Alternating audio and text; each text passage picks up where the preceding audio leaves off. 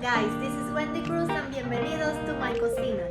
In this opportunity I'm going to prepare a shrimp cocktail and I'm going to show you the ingredients right now. I'm going to use this coleslaw right here, and then we have green onions.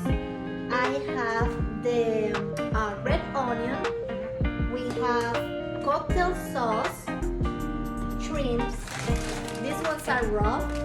And then we have the mayo, pepper, and complete seasoning. So let's go and let's do this.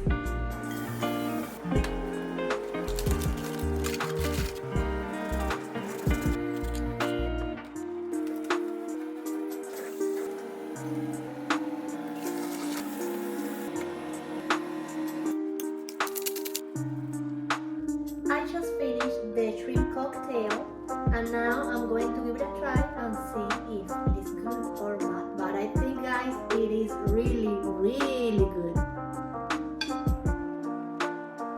Enjoy your weekend, and now you can enjoy it with this delicious recipe. Let me try.